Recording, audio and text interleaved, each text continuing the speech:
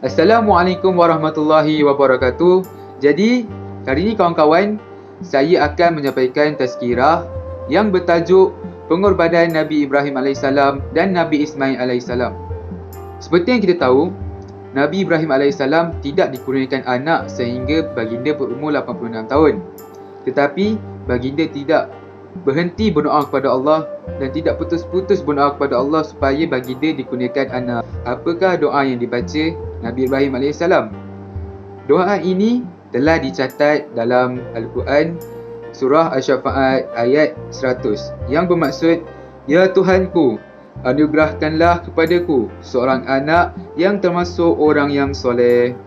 Dekat sini, Nabi Ibrahim telah berdoa kepada Allah SWT supaya dikurniakan seorang anak yang soleh.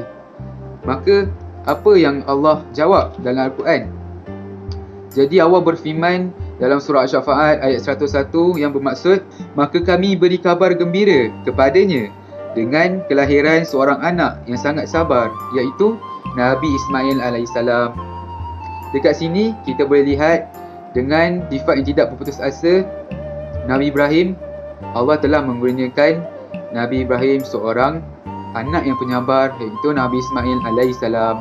Jadi, selepas kelahiran Nabi Ismail AS, Nabi Ibrahim telah mendapat mimpi bahawa baginda telah diperintahkan untuk melaksanakan nazar baginda. Mula-mula, Nabi Ibrahim berasa was-was kerana baginda takut itu adalah gangguan syaitan dan bukannya perintah Allah SWT. Tetapi, mimpi ini telah terjadi 3 malam berturut-turut. Dan Nabi Ibrahim pasti bahawa ini adalah perintah Allah SWT. Selepas itu, Nabi Ibrahim AS terus mencari Nabi Ismail AS dan memberitahu Nabi Ismail bahawa dia akan disembelih kerana perintah Allah. Percakapan Nabi Ibrahim dan Nabi Ismail telah dicatat dalam Al-Quran Surah Asy-Syafa'at ayat 102 yang bermaksud, maka tatkala anaknya itu sampai ke peringkat umur yang membolehkan dia berusaha bersama-sama dengannya, Ibrahim berkata, Wahai anakku, sesungguhnya aku bermimpi bahawa aku menyembelihmu, maka fikirkanlah bagaimana pendapatmu. Dan Ismail menjawab, Wahai ayahku, lakukanlah apa yang diperintahkan Allah kepadamu. Dengan kehendak Allah, engkau akan mendapatiku termasuk orang yang sabar. Sebagai anak Nabi Ismail AS, kerana mengikut perintah Allah adalah hukumnya wajib. Selepas itu, Nabi Ibrahim AS membawa Nabi Ismail AS ke tempat penyembelihan.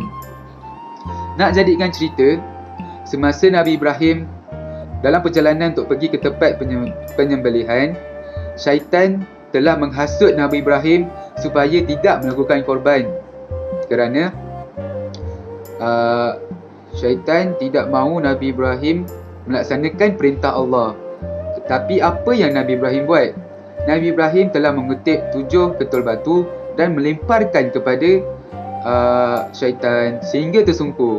Tapi syaitan tidak berputus asa dan dia cuba pula menghasut Siti Hajar, iaitu isteri baginda. Siti Hajar mengendahkan hasutan itu. Dan Siti Hajar juga telah mengutip 7 ketul batu dan melemparkan kepada syaitan. Di sini, syaitan tidak berputus asa lagi. Dia terus menghasut Nabi Ismail AS. Nabi Ismail AS juga tidak termakan dengan hasutan syaitan. Baginda pun mengutip 7 ketul batu dan melemparkan batu itu ke syaitan.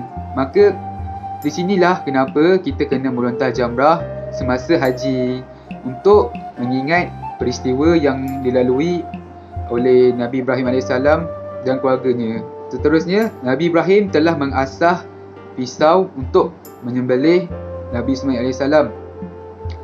Dengan izin Allah, leher Nabi Ismail AS tidak terluka sedikit pun kerana Allah telah yakin bahawa Nabi Ibrahim mentaati perintahnya. Jadi, Allah memerintahkan malaikat Jibril untuk menggantikan Nabi Ismail dengan seekor kibas. Dan Allah berfirman dalam surah Asy-Syafa'at ayat 107, yang bermaksud, dan kami tebus anak itu dengan seekor sembelihan yang besar.